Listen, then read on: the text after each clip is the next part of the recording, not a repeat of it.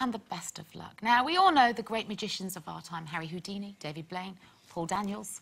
But never did we expect our first guest attempt to join their company. Better known for working his magic as a musician in Spandau Ballet and as an actor in EastEnders and hit movies like The Craze, his current venture sees him in a very different kind of role, spellbinding though nonetheless. Please welcome Martin Kemp.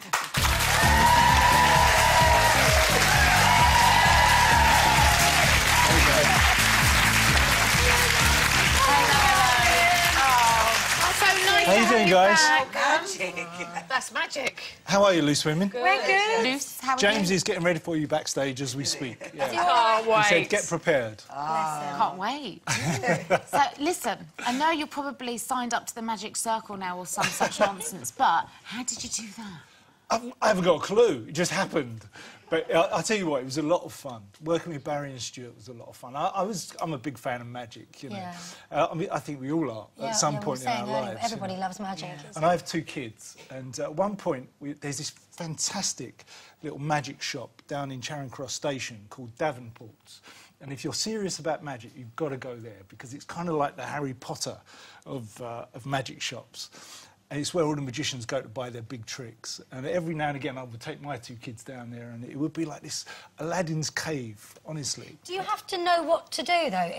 Can any of us just go in a magic shop and get a special prop that just disappears on its own? Or Yeah, because you read the instructions that come with it, you know, and then it disappears. We're women, we don't read instructions. Are you, like, you know, watching that clip, seriously, did they not put that in your mouth before? I can't give it away, can I? I know, but they must have done, because it looked like it'd been in there a long time. I've got an email here, hang on, I'll show you the email. It says, do not tell them how the trick was done. Do you have to be... Do they make you a kind of temporary member of the Magic Circle, then? Or do they just trust you? In fact, I'm a wizard. Oh, yeah. You're joking. Can I say, I did a hat. At home. I did a bit of magic years ago with a magician called Wayne Dobson, and I made a candle disappear. but it Too much. No. Too much. We saw women do that in Bangkok, didn't we, Carol? It's amazing. Not in that way. It was a special candle that if you... It would be a special candle. But it was a special magician's prop that when you went, if you like that, it disappeared so quickly you couldn't see it go. It shot back into a little coil thing that sort of... It would.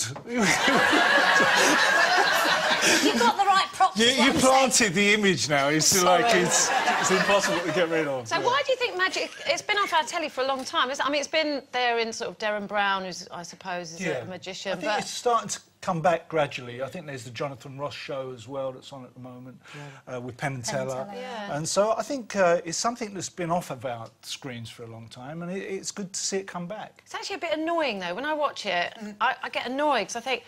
Yeah, that would frustrate you, wouldn't it? Yeah, it really is. I just don't know how they do it. How would you have to do to become a, you know... Nothing. I I worked with the 2 guys called Barry and Stuart, Yeah. 2 lovely guys. We had 4 days rehearsal, and it's a funny thing, magic, because it kind of overwhelms you.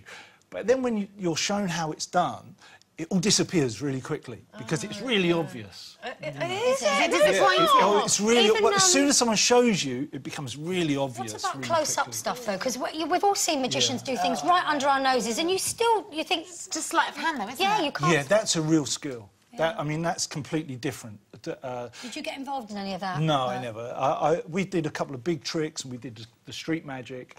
But, and this is on Saturday night on BBC One, is that right? I mean, it's a lot of fun. It was a lot of fun to do.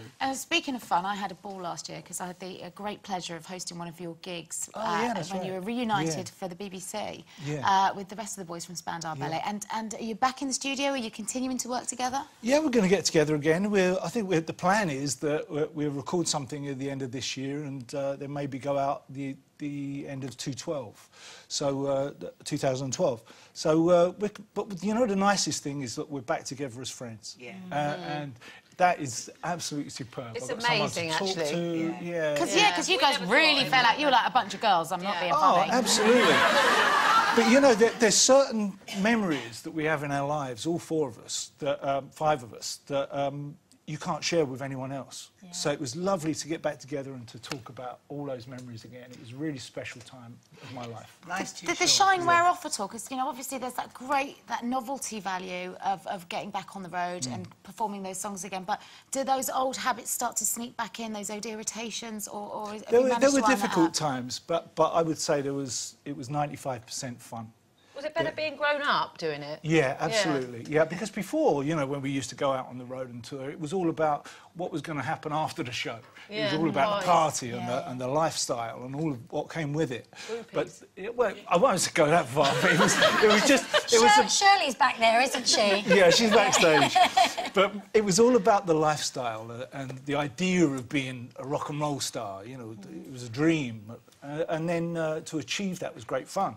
But this time when we went out, it was all about the music and all about the show, which was fantastic. Oh, don't say you had a cup of tea and went to bed afterwards. We never, I'm afraid, no. You know, I don't think we ever will, but it was lovely to do, you know. It's great to be out on the road again. So Shirley's going back out on the road as well, isn't she? I've got a house full at the moment. Shirley's going back out on the road with Pepsi, and she's doing the Here and Now tour. Brilliant. My boy's in a band called Paradise Point, which is just taking off. And my girl's a photographer, so she's up and running as well. So that's all of us at home all the time, not doing anything, really. Spending lots of time together. I say to my boy, are you going to work today? He says, I am at work. I'm in a band. Yeah, he's watched me for too long. Yeah. I mean, both your kids are grown up now and they are making their own strides out as adults, but you had just heard us talking about this new baccalaureate system. Would you have welcomed that? Did you think that they could have been tested more at school? Well, I was listening to your points earlier on. I kind of disagree with you. I have to say... That's all right. Well, I have to say that if I have two kids and one of them is a pass and the other one is a fail, it wouldn't go down too well. I quite like the idea of the GCSE system where everybody gets a GCSE, but on a different level. And I think that can make you go forward a lot easier. I think if you're a failure, classed as a failure in the system, I think it can stick with you for life. Absolutely. Well, thank you so much for coming in today. The Magicians is on BBC One on Saturday night. It's Martin Kemp, everyone. Nice to see you.